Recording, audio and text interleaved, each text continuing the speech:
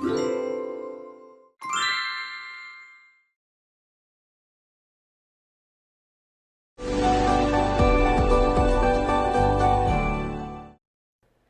I'm Sasha of Sasha Makes Cards, and welcome to this month's YouTube Hop for a Cherry on Top Crafts.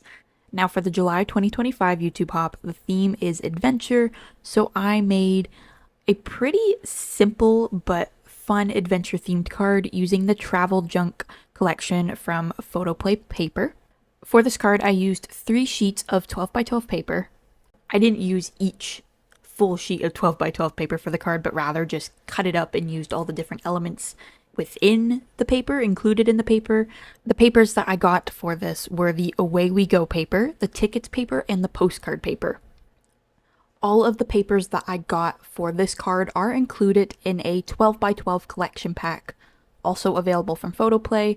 It includes, let's see here, it includes 12 sheets of 12 by 12 double-sided cardstock, 2 each of 6 designs, as well as 1 12 by 12 cardstock sticker sheet. So if you're looking to craft with the entire collection, then the collection pack would be a good choice. However, I decided to go with a few of my favorite papers from the collection and ones that I thought would best fit my idea that I was going for this card. I got a few papers that had some more all over prints that I thought would be good for a background, as well as some more ephemera type embellishments, elements, whatever you want to call it, that I could cut out from the paper and kind of layer with the cards, scatter throughout. Wasn't quite sure. I was working through it. I was figuring it out as I went. And then I got one of the papers that has more kind of something that I could take a sentiment from, which was the Away We Go paper that had all the little cards on it that says let's go, the world is waiting, born to roam. So I got that to use as a sentiment for something. Now most of the time I'm working with stamps or die cuts. I don't usually work with paper or ephemera, like one-time use kind of thing. At least one-time use in my head. Of course you could get more sheets of paper, but I don't typically work with especially just a sheet of 12 by 12 paper.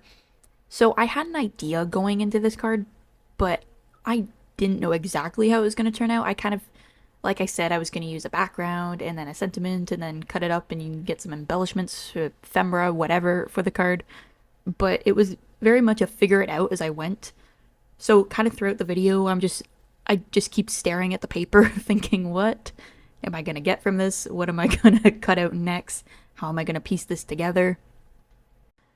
However, I will say these often end up being some of my favorite types of cards that I create because it's a lot of fun just to go in having absolutely no idea and just cutting it up. And I later on decide to distress it because I do like distressing, and it's been a while since I've done some distressing, but they often end up being some of my favorite cards that I make because you start knowing nothing and then you end up with a finished card, and I think that's a lot of fun.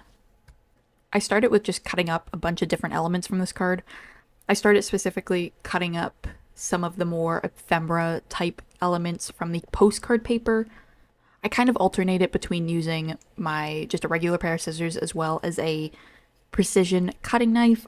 I've personally been really liking the Fiskars precision knife that you put on your finger and you guide it with your finger. I was previously using just a regular X-Acto knife, which it works great as well, but I've been really liking this specific Fiskars one. It's really nice, and I feel like you can get, for me, it's a bit better to work with, although there are plenty of times throughout making this card that I accidentally cut into the element that I'm planning on using.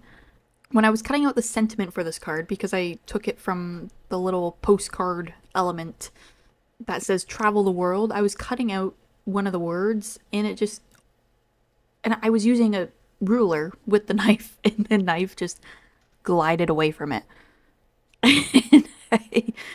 And again, this is also why I don't often use one-time use kind of things, because in my mind, I'm thinking if this was a stamp, I would just re-stamp it.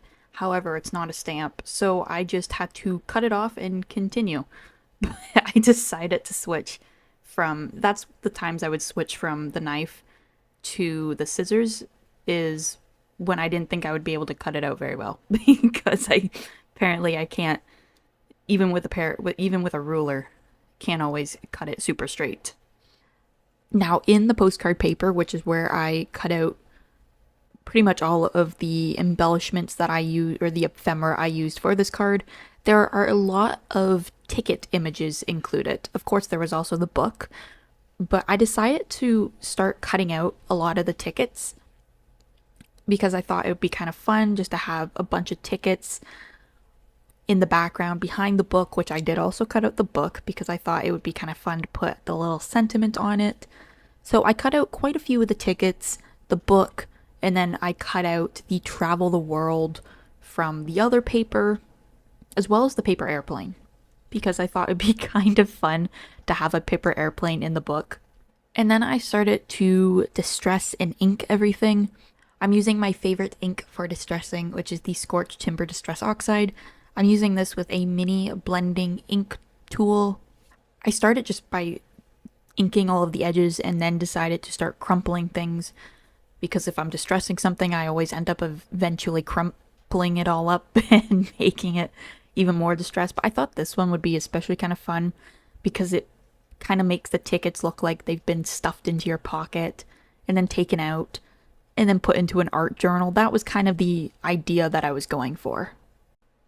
When I'm using the ink for the distressing, I usually start with just distressing the edges, adding a little bit of ink around the edges of everything. However, it always ends up getting all over it. then I'll start to purposely just ink the entire paper. For the background, for example, I started with just distressing or adding a little bit of ink around the edges, and then eventually just started swiping the little mini blending tool all over the background. Because again, I was going for the more, like, you just took a crumpled ticket out of your pocket and you're putting together your little art journal. So I thought, add some ink all over it would make sense. I also decided to use, for a bit more distressing, the distress sanding discs. I have used them a few times, not too often, because again, like I said earlier, it's been a while since I've done some distressing like this. Lately, I've been doing a lot more of like clean and simple cards with bright colors. So I broke out my Tim Holtz Distress Sanding Discs, put it on my mini ink blending tool, which is actually not the correct tool for this. They are made for a different mini blending tool. The one I use them with is a bit too small, but it still works just as well. And just lightly kind of sand at the top of the background to again make it look a bit more crumpled distress. I really like the effect that you can get with these sanding discs. And the price is really good for these. You can get 10 pieces for $2.99. And they're really fun to kind of play around with and experiment with. I always love using them when I'm doing some heavy distressing like I did with this card. Now, as I already mentioned, most of this card was honestly just figuring out what to do and how to layer everything. So as I got to the end of cutting out all of the elements, inking them, distressing them, crumpling them, making them look like you just took them out of your pocket, I started to kind of get a bit of a better idea of how I was going to lay everything out and how the final card was going to look. I started with the easiest thing, was just gluing down the background. I glued down the main background piece that I cut out from the Away We Go paper onto a US A2 size card, and then started to layer the pieces on top and glue as I went.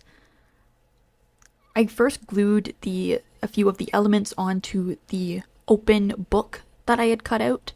I glued the Travel the World sentiment as well as the paper airplane into the books. I thought that was kind of cute. Again, goes with the idea that somebody's putting together their art journal. And then from there, I started to put the tickets in behind the art journal and figuring out exactly how I was going to glue everything down onto the card.